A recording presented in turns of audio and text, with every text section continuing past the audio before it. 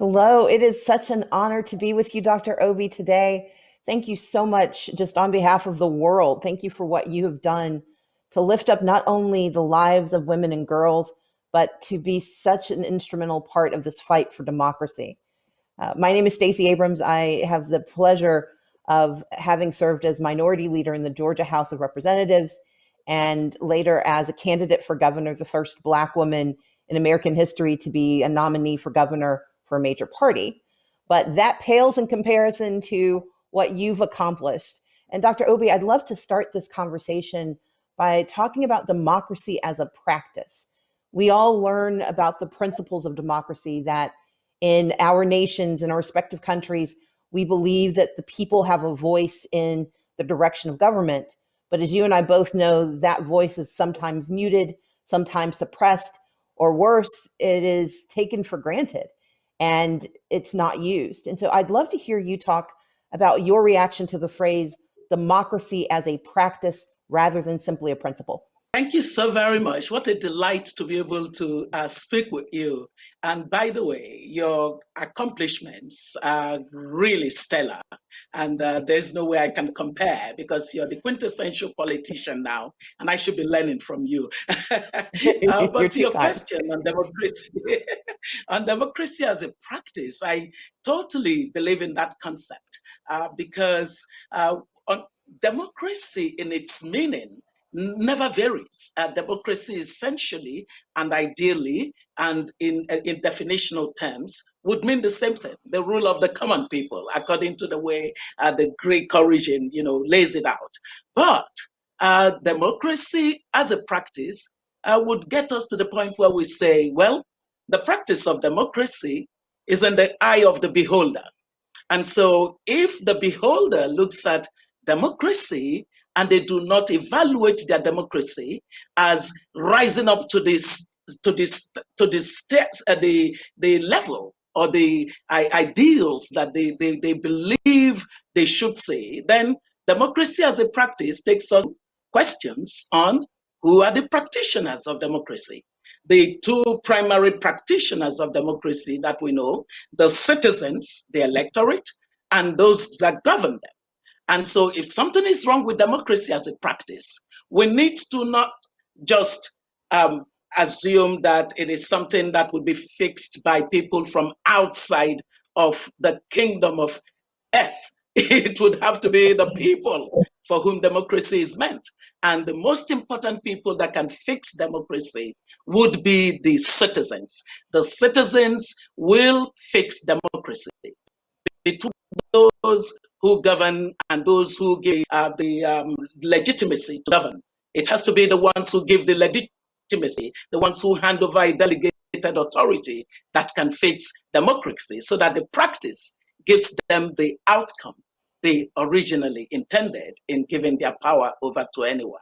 Well, I know that both of us have experienced the challenges of making certain that the notion of democracy, the practice of democracy, has its full realization through free and fair elections. In 2018, I ran for governor in Georgia, but the person responsible for administering the elections, for deciding who had the right to vote, was my opponent. And during the course of his tenure as Secretary of State, he purged or removed 1.4 million names from the rolls. He shut down 214 polling places, which led to between 54 and 85,000 people not being physically allowed to cast their ballots. He held hostage 53,000 people who had applied to vote and refused to process them. And 80% of those were people of color. And the litany goes on. My response was to start an organization that has been fighting for free and fair elections in Georgia, my home state, but around the country. And I know that the work that you've been doing in Nigeria has really focused on how do we create the practical effect for having free and fair elections. Can you talk a bit about the work that you've been doing to guarantee free and fair elections in Nigeria?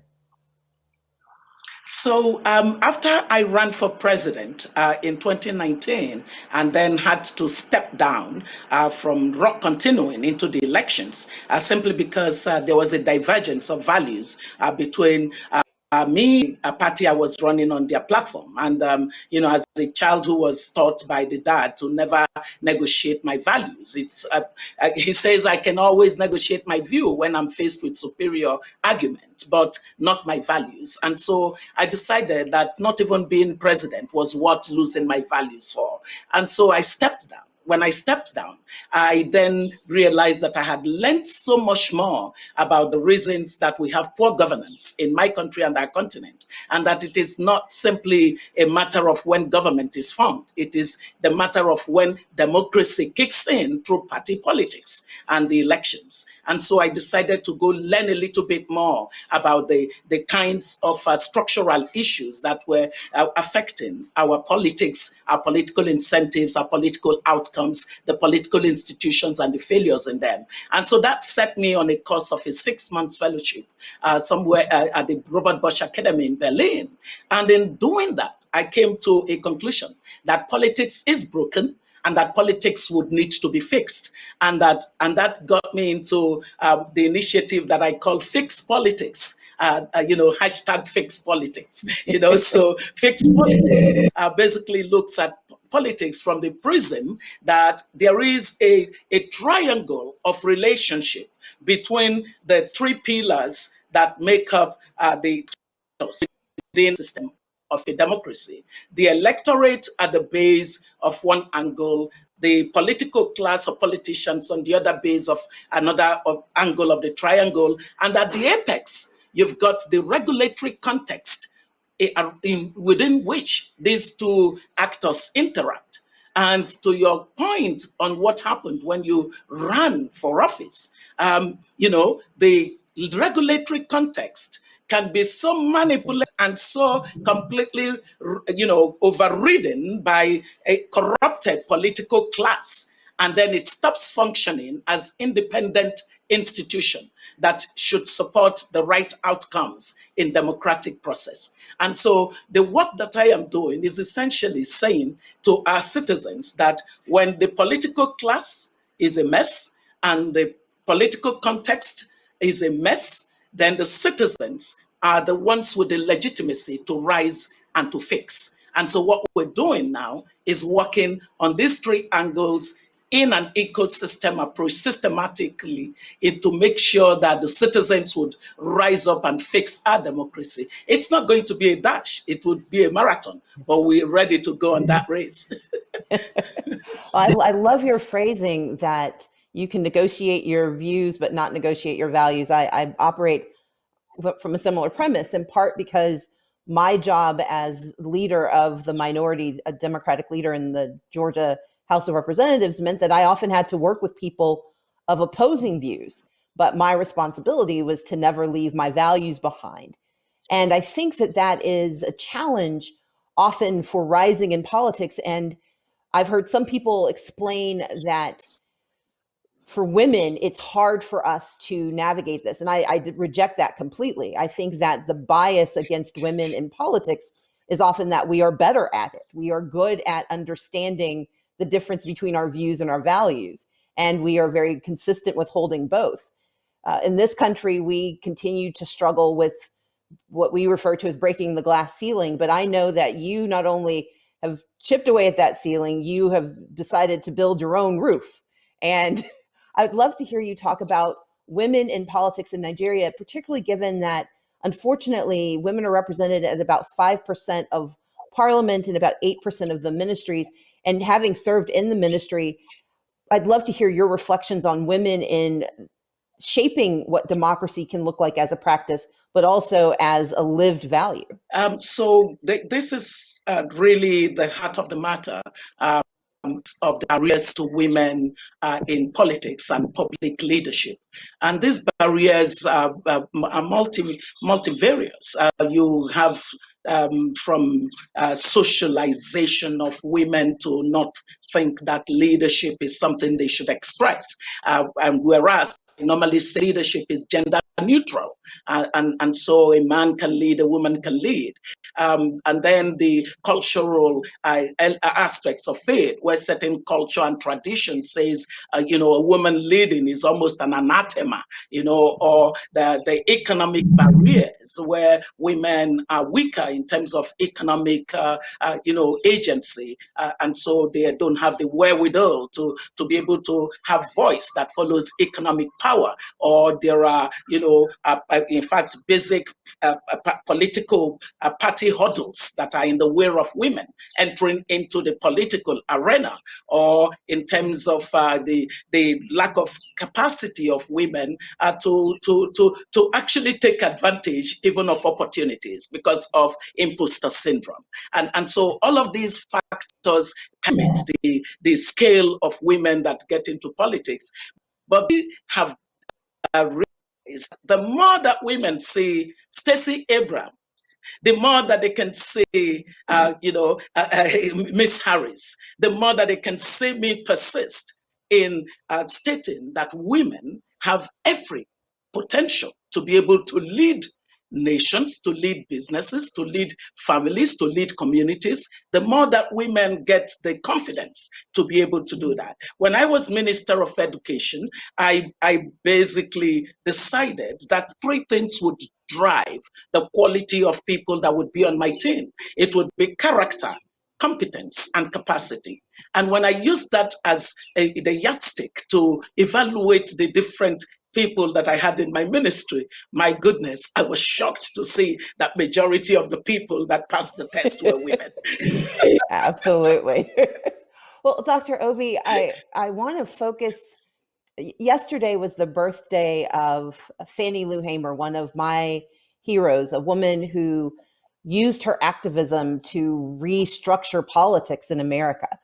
And as someone who ran for office and did not succeed in getting the seat I sought, I made a bit of history myself when I refused to do a traditional concession, where I acknowledged the numerical outcome, but I challenged the system itself, saying that any system that denies voice to its citizens is not right.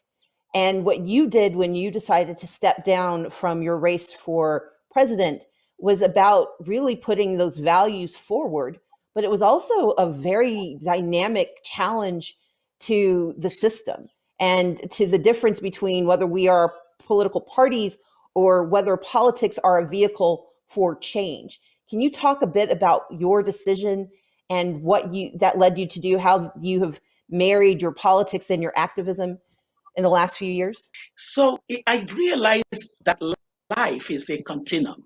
Contextual integrity is not something that I want. I was taught that my integrity is not complete until it is consistent. And so for me, my activism, and which then led to my politics, because I frankly got tired of just asking people in the arena to do the right things. I mean, how can it be too hard to do the right things, especially when you've been a person of privilege? For you to get to the place of public leadership is privilege. And so do the right thing. And, I got tired of shouting, please do the right things by the poor, do the right things by the women, do the right things by the young. And, it was a safe this was like a conversation with the deaf. So it got to the point where I said, it was either I just completely ignored my country and just accepted, invitation to other countries that wanted me to live amongst them, or I did one more thing. And that one more thing was to take my activism many notches higher by going into the political arena and to challenge the status quo.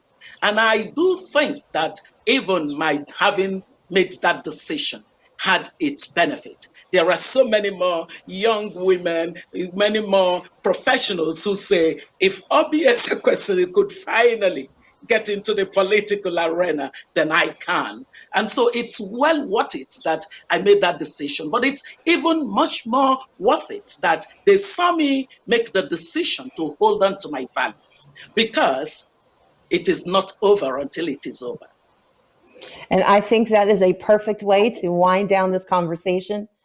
Dr. Oby, you are a marker for what is possible for active citizens, for activists, and certainly for what good presidential leadership looks like. I wish you well, and I'm so excited to have had a chance to have this conversation. Thank you so much. Thank you. Wish you well with the elections. We're crossing our fingers. Thank you.